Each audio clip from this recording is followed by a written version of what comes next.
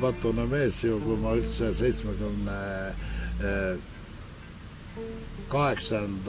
aasta jõulude ajal Olevistes pöördusin. Ma olin juba 28-aastane ja jõudnud palju. Ja ta võttis leiva, tänas ja murdes ja andis neile öeldes. See on minu jõud.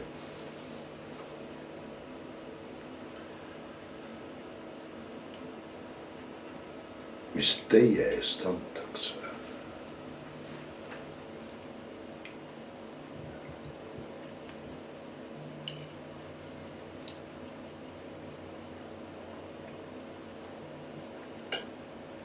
Seda tehke minu mälestuseks.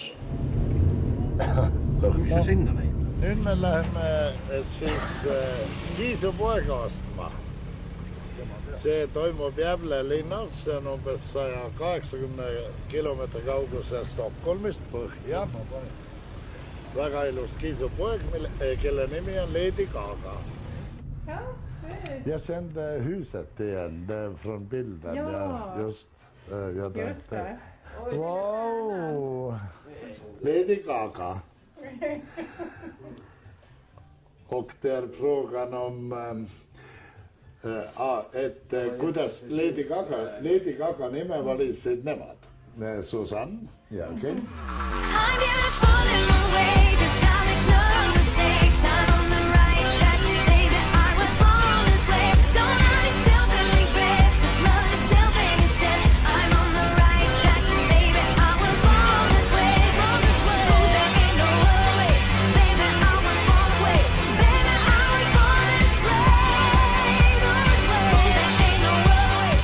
Keegi on lugenud Platoni pidu söömaaega või söömaaega ehk sümpoosiumi, siis seisab seal ju sulaselgelt kirjas, et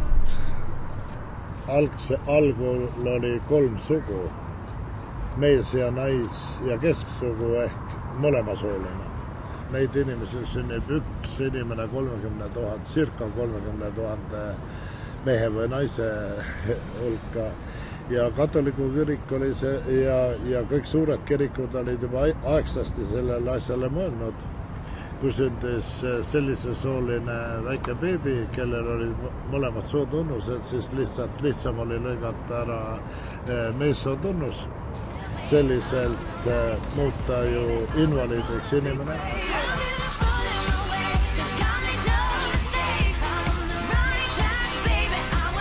Kui mina olin veel noor ja ilus, siis ma olin mõel sellises olukorras, kus ma leidsin, et mul on kindlasti väga vähe sellest, mis mul on, see, mis mulle Jumal nagu oli siis andnud. Ma oleks kindlasti tahtnud 2 või 3 raudset või miks mitte isegi mõnda muud sugu, et veidikes olla varieeruvam.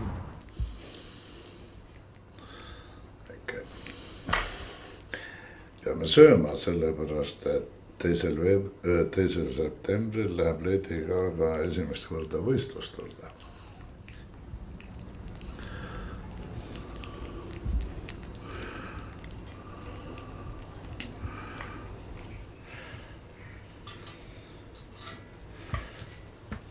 Ma tahan ka anda selle tunnistuse, et suur on olnud minu issanda päästmine minu puhul küll. Ja ma ütleks, et ma olen ikka väga rasketest asjadest päästetud saanud. Ja see väike, see võitlus siin nüüd homoseksualismiga või tähendab, kuna see Katlamaja provokatsioon minu vastu oli just selle suunaline. Ja kui see, kes peksis öö läbi alla, nüüd tuli minu juurde sinna teise ruumi, ma kuulsin, kui pekste õudne oli kuulda. Aga kui nad ütlesid, et jaa, poiss tunnistas kõik üles, no saad aru, see ajab naerma, see ajab, tähendab, ma ei saanud niimoodi, ma muidugi naersin ka, ütlesin, aga ma mõtlesin, annavad mulle ka veel mööda muidu selle naeru eest. Tähendab, see tundus ju sürr. mida on sellel inimesel üles tunnistada, tähendab ja ta tuleb veel niimoodi käised üles kääritud ja ta tunnistab üles, mida.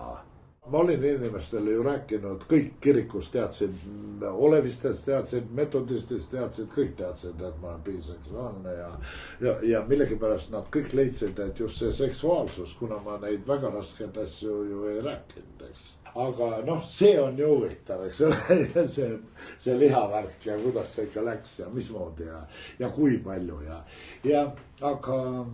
aga just pärast, kui ma Rootsi olin jõudnud ja kui meil Allanega, tähendab ma ütlesin, kuule tead, mis asi on nii, et mis ta on nüüd nii palju, kõik see kisa on tõusnud ka taevani ja ülekohus meie vastu ka taevani ja miks mitte siis nüüd proovida ja ma ei tea, kas see on midagi asi rääkida seepärast, et ma ju ei ütle, kuidas ta läks ja missugune tehniline toiming täpselt aset leidis ja ma võin ka öelda, et võib-olla me elame hoopis sõlipaadis ja see on täiesti tõenäoline, et ka niisugune on võimalik.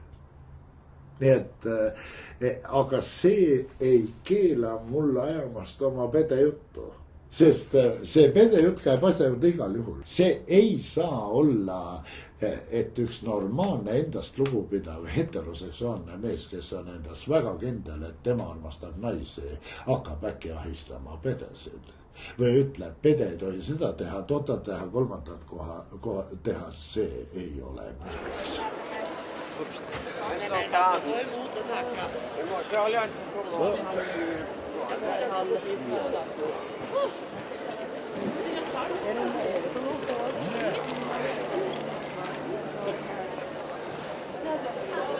Tere tulemast pardale.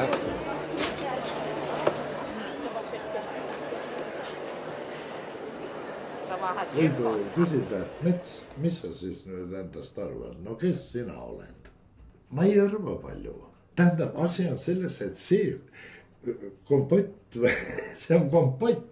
5 lapse isa, 4 lapse vanaisa, Allani elukaaslane, tähendab kõik need vastuolud, mis mul on olnud. Ma olin showmees, koolitatud showmees, eks ole, siis jutlustaja, äratusjutlustaja, elusõnajuht, tähendab kõik see homo ja kirik ja kõik need vastandid on maabunud nii-öelda minu peale või ma ei ütleks isegi enam peale. Ma olen pidanud siin selgeks saama enda jaoks, mis, kus, kes ja kuidas. Ja just nimelt see, kuidas Jumal neid asju vaatab. Kuidas Jumal üldse vaatab sellele kõigele, see on mulle olnud kõige tähtsam asi üldse.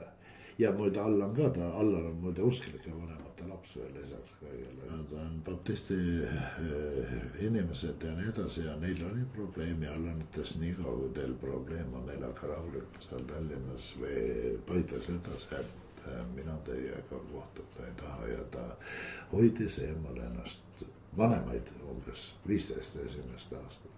Kuni ühel hetkel tuli vanemad, ütlesid, et Jumal on meile ilmutanud nüüd ühe tõe, et kui me oma poega tõesti armastame, siis me peame seda ka tõesti armastama koos kõigega, kuidas ta on.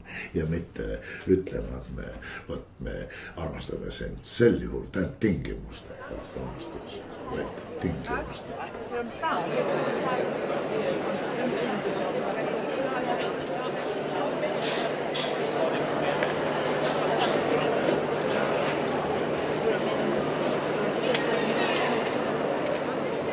Oota ära nüüd ajad tema soengut siis. Ära aja soengut sassi. Minuaegne elusõna ei olnud üldse kogudus, me keeldusime tegelikult üldse seda registreerimast Nõukogude usu seadusandluse alusel, sest kui KGB tahtis, et me registreerime, siis me ütlesime ju eelkõige minu suu kaudu, et me ei tee seda sellepärast, et me ei tunnista ateistlikku riiki, teie ei tunnista Jumalat ja meie teie seaduste järgi seda kogudust ei registreeri. Nii jäigi see meieaegne elusõna, see, kes tegutses kuni 88 lõpp, mina olin ju veebruaris juba väljas, aga see asi töötas veel mingi aeg. Tähendab, see oli nagu Nõukogude ajakirjandus usulis-poliitiline seltskond või usulis-poliitiline seltskond elusõna.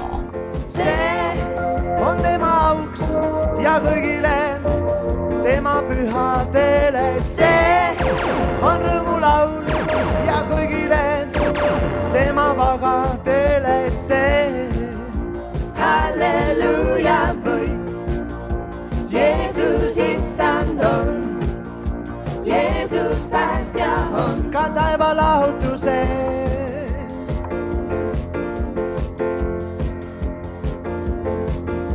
See on tema auks ja kõigile tema pühadele. See on rõõmulaul ka kõigile tema vagadele. Mind ei ole iial keegi seksuaalselt kuritarvitanud ega suunanud sellisesse oma asja. Tähendab, ma olen täiesti vabalt valinud. Nii naiste perioodid, meeste perioodid. Tähendab, ma olen olnud väga uudishimulik. Kiriku inimestel on väga kummaline arusaam. Ma olin homo ju ammu enne, kui mina jõudsin üldse kirikusse. Tähendab, ma olin meestega maganud, teinud igasugu hulle asju enne. Öelda, et ta on homo sellepärast, meie teda ei taha kutsuda näiteks tunnistama või evangeeliumi kuulutama. Halloo, ma magasin esimese meessoost kodanikuga, kui ma olin 15. Ja siis väga aktiivselt 16, 17, 18 ja usule tulin 28-aastaselt ja seal juures vahepeal oli jälle huvitavad naised. Nii et ausalt öeldes see on ju rumal jutt, et mets on homo, sellepärast meie temaga asju ei taha ajada. Ma olen alati homo olnud, kallid inimesed, sedapidi. Kuigi ma ei ole võib-olla üldse homo, vaid olen lihtsalt biseksuaalne inimene suurema seksuaalapetiitiga või mis eesti keeles on isuga. Ma leian, et see on üks Jumala ime tegelikult, et Jumal pani kaks niisugust venda kokku nii vastandlikku. Ja ma ei oska seda öelda selles mõttes, et mina ei ole see kohtumõistja või ütleja nüüd, mida see Hubert seal nüüd täpselt tegi või ütles või muidugi ma olen tagantjärgi sellest solvunud, et siin mingi 3 aastat tagasi helistab Hubert mulle, ütleb Rein, sa pead võtma avalikult seisukoha ja pöörduma Eesti meedia poole, et võtad ja seisukoha nii-öelda homoseksualismi vastu ja ise kahetsema seda, et Jumal on sind evangelistiks kutsunud ja võidnud ja meil on vaja sind, aga samal ajal see on see ainukene probleem. Ja kui see nüüd tõesti ainukene probleem on, siis ma võin ka öelda, et see kirik, kes Eestis homod ikkagi lõpuks vastu võtab, ilmutab kõige suuremat Jumala armastust ja ma usun, ärkamine läheb sealt. Eesti on vaimselt väga aktiivne paik ja mina ütlen, et Eesti ärkamine peab tulema. Mul on üks ärkamine selja taga.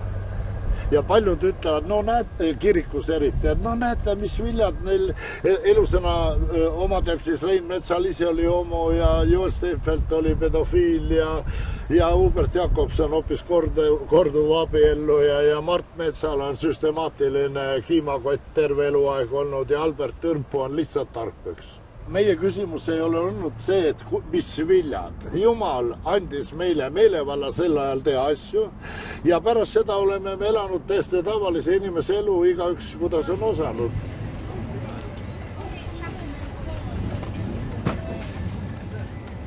From Estonia, I was under 98. Meil anti 48 tundi lahkuda Nõukogude Liidust, eks minu perel ja see oli veebruar, 4 päeva enne Eesti Vabariigi 70. aastapäeva. Selle aastapäeva pidustasi sai minul osaks nii-öelda Stockholmist pidada Nõukogude saatkonna suureks kohtumiseks. Tere tulemast! Tervist teile! Jeesuse nimel ma olen seal vapustav. Suur tänu, aitäh! Tere tulemast! Aitäh! Muidugi see oli mulle väga ootamatu. Tähendab, kuna juba Arlanda lennuväljal rahvusvahelises sektoris oli see lennuväli oli puupüsti ja rahvast täis massiliselt ja ma ei tea, kuidas nad sinna kõik olid tulnud meid vastu võtma. Kõik levitasid oma sinimustvalgeid lippe, Rootsi televisioon, 2 uudistekanalit, BBC ja Ameerika Ääl. Ma olen usulis-poliitilise organisatsiooni Elusõna üks juht. Sealt võib-olla inimest 30-40 inimest Elusõna kogudusest lausa, see on kõige ekstreemsem grupp, kes minuga koos on töötanud ja ilmselt neid tasapisi hakkab ootama nimelt samasugune saatus.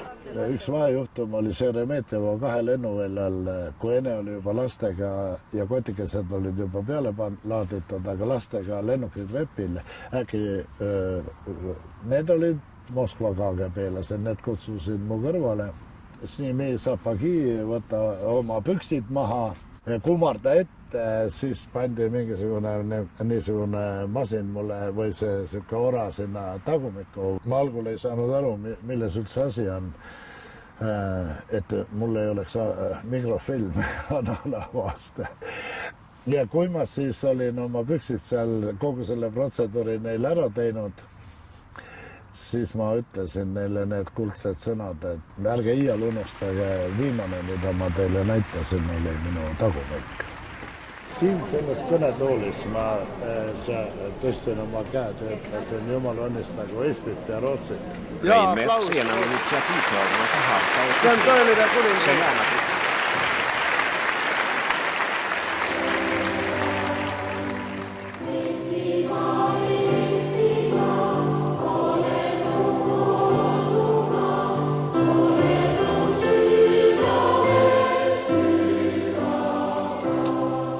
Elago vaba esti.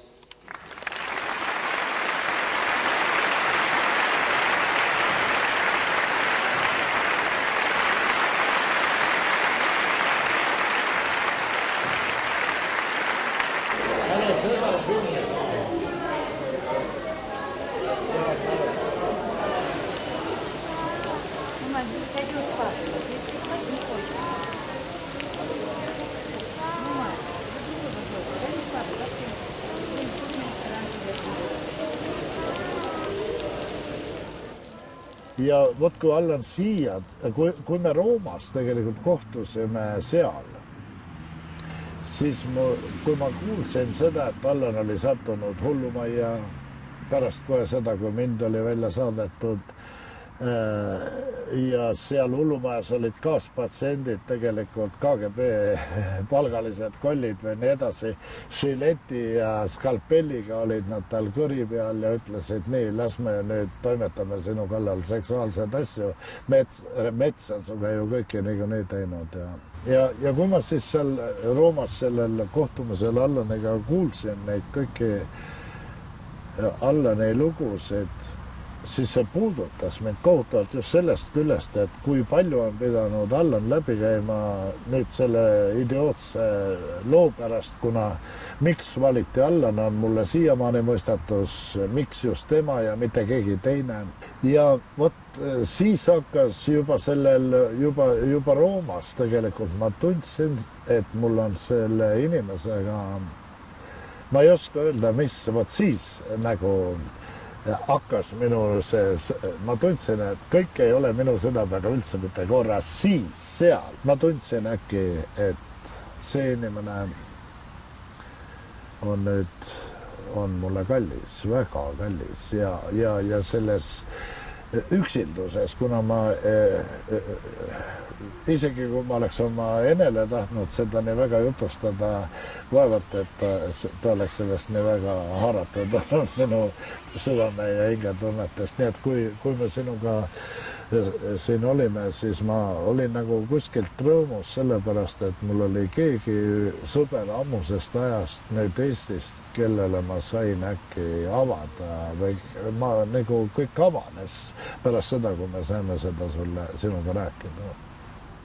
Meil on 19-aastane vanuse vahe. algul oli tõsine probleem ja minu jaoks oli see üldse väga suur probleem, sest mina olin harjunud, et minu sõbrad teavad Dostojevskit ja Tolstoid ja ütlevad tsitaate. Ja nüüd on mul üks inimene, kes on noor inimene, eks, ja me pidime kõik hakkama koos otsast peale nii-öelda vaatama ja ma lugesin talle ette algul, kuni äkki, tähendab, ma mõtlesin, kui Allanil peaks 30-aastane kriis tulema, siis lähen mölluks. Ja kujutage ette, siis tuleb see 30-aastase kriis või see aeg ja Allan teatab mulle, et tead, ma kavatsen minna ülikooli. Nüüd on küsimus, kuhu. Esimese hooga mõtles sinna papiks. Rootsis võib vabalt olla homo ja elada pastoraadis, võin mina seal olla, see ei ole ju probleem. Aga kogu probleem oli selles, et selleks puudus kutsumus ja läkitus. Ja siis läks Allan õppima kunstiajalugu, mis on väga huvitav ja milles on üks osa religiooni kunsti või suur valdav osa. Ja pluss veel fotograafia ja Jönköping ülikoolis ja ta hakkas õppima ja lugema ja...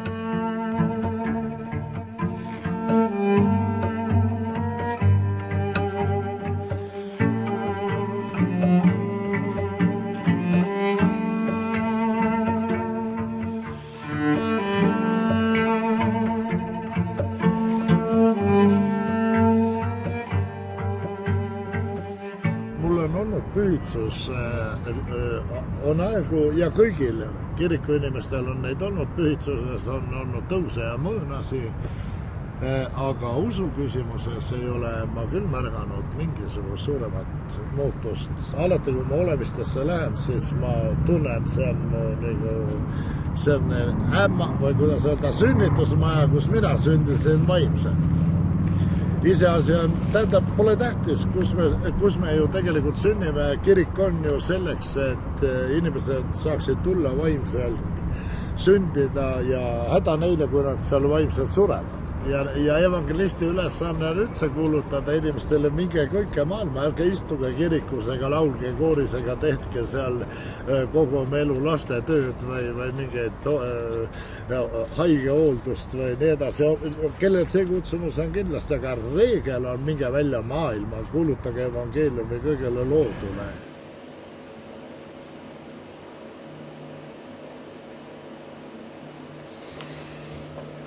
Võta ja joo sellest me kallis on ta Jeesuse Kristuse mälestuseks, patutandeks saamiseks ja igaveseks eluks.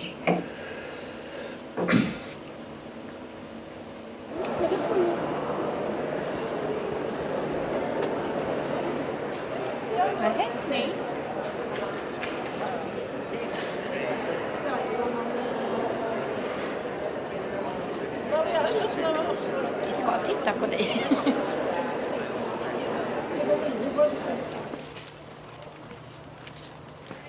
Reeglina on kogu pärsekassi kosmeetika USA-st. Näiteks see silmavesi, siin on väike pudelik, aga kui ta on 1-liitrisest pudelist, siis see maksab 1 liiter kuskil Napoleoni konjaki hind Rootsis. Palju teda ei näe, aga teda ikka kulub, kuna ma pesen 2 korda päevas ühemalt nende silmi reeglina, kui mind keegi siin eriti ei tülita nagu Jaan. Praegu oma filmiga siis on palju vaja sõita ja käia, aga üleüldiselt on meil see üsna... No aga filmi tegemine on ka tore ju. Ja väga tore ja kiisud on väga rõõmsad, et nad saavad kaasas olla ja mina ka. Kui ma teen see filmi ära, sa hakkavad arvama, et ma olen ka oma. Kuidas, et? Kui ma teen selle filmi ära, näitan ette, siis nad hakkavad arvama, et ma olen ka homo. No see on enam-vähem sama arvata kui see, et sa hakkad pärse kasse kasvatama. Et no nii nakkav see nüüd küll ei ole. Olgu Eesti rahvaga see teada, et kõik mu sõbrad ei ole homod. Kaugel sellest. Nii et on ka täiesti lihtsurelikke inimesi, täiesti loomulikke. Ainukene, kuidas me sõbrad saame olla, et neil on minu suhtes tolerants. Ja sama tolerants on minul nende suhtes.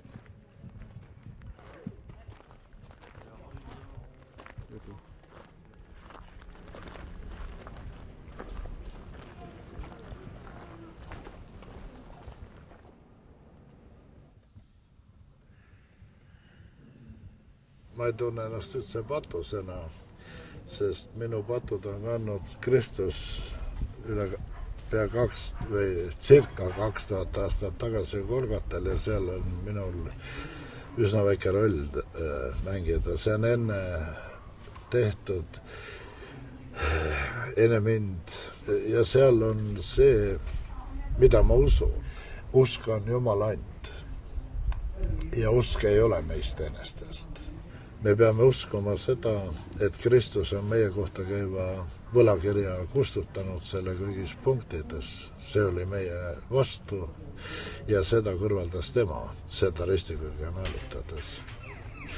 Ja seda tegi tõesti tema ja aamen selle peale. Me oleme armu saanud patused õigeks mõistetud usu kaudu ja nüüd, mis minuga päevast päeva juhtub, juba 78. aasta jõuludes saadik, ma eksin iga päev mõtte, sõna ja ka teoga. Ja patul pole tegelikult, pattu ei saa mõõta ei kilogrammides ega hektoliitrites ega mingis muus mõõduühikus.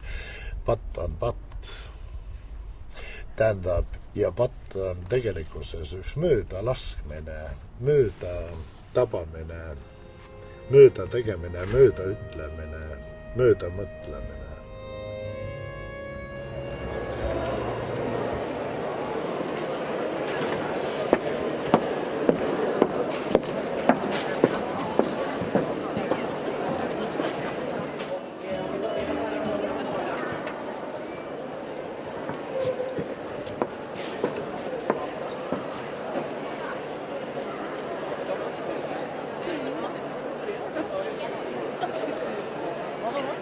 Ma arvan, et oma kõige suurema õnne olen ma alati saanud siis, kui täiesti tundmatu inimene astub minu juurde ja ütleb, et Rein, sinu kuulutuse kaudu sai minust usklik. Neid juhtumeid on olnud arvutult palju.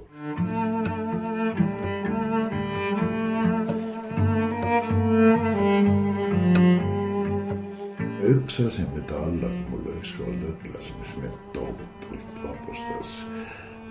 Me olin mingi 5 või 6 või 7 aastat niimoodi koos olnud siin Rootsis, kui ta ütles, Rein, ma poleks siial arvanud, et sa nii usklik tegelikult oled, kui sa oled. See oli täitsa lõpp. See oli väga lõpp.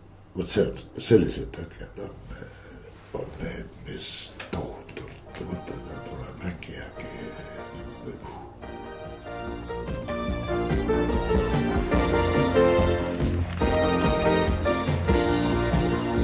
Halleluja, Jeesus issand on, Jeesus päästja on, ka taeva lahutuse.